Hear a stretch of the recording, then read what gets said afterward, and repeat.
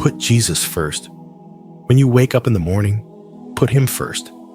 When you're tired, put him first. You've got to put Jesus first. Before your job, before your desires, before your dreams, put him first. Put him first in your schedule. Then put him first in your finances. Put him first. Put Jesus first. Because I've come to tell you that when you put Jesus first, he is able to do a sudden, and he is able to do a radical and a complete change. When you put Jesus first, he's able to effect a fundamental change in your life. He's able to overthrow certain powers that rule the decisions in our ways of thinking, in our direction, when we put Jesus first. That means that when you and I get depressed and hurting and broken and lost, Jesus came to rescue us. Jesus says it this way, "For the Son of Man," that's what he called himself, "came to seek and to save what was lost." If you follow Jesus, you'll find healing. If you follow Jesus, he will lead you to hope. If you follow Jesus, he will lead you to experience everlasting joy. That is on the horizon, but we get so consumed with our own circumstances, get this, that we never look up. I'm here to tell you, got some good news for you today. I've read the end of the story. It's a spoiler alert. We win. Now I know that there's pain, going to be pain, and it's difficulty now.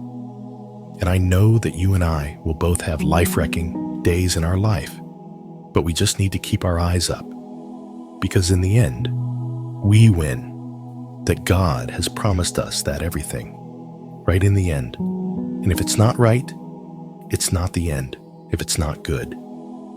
And one of the things that Jesus teaches you and I to do is make sure that we build our lives upon him to where he becomes you, our secure foundation. And this is what people have unfortunately done, instead of making him our secure foundation. Some of us, for one reason or another, have decided to substitute Jesus for other things in this life. We've made our careers our secure foundation. We've made our finances our secure foundation.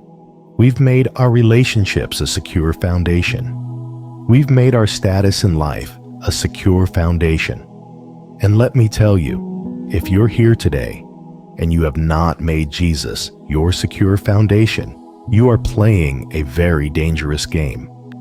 Here's the one thing that I can tell you about life. Life can get difficult.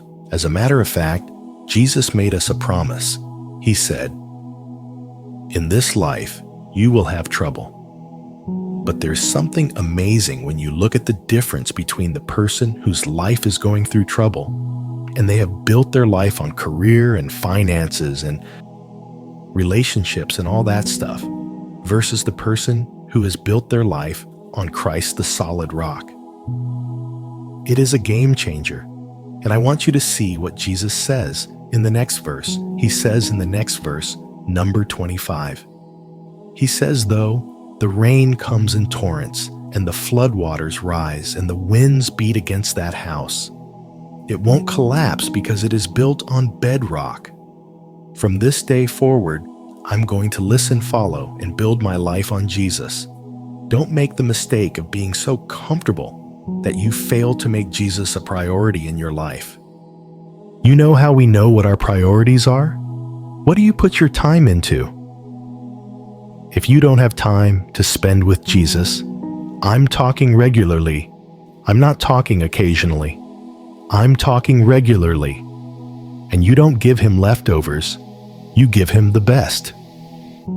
Put him first in everything that you do. And you know what? Some of the upside down things in your life will turn right side up a lot quicker than you think they will. Man does not live by bread alone, but by every word that proceeds out of the mouth of God. Jesus taught us to pray, "Give me today my daily bread." It's like the manna in the wilderness that was provided for the Israelites every day. It is a daily provision. It is not a lifetime supply. Pray about everything.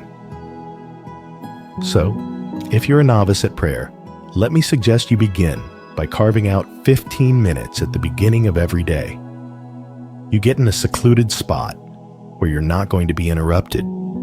You go down to your knees and you pray out loud. And you review everything that happened yesterday that you can remember.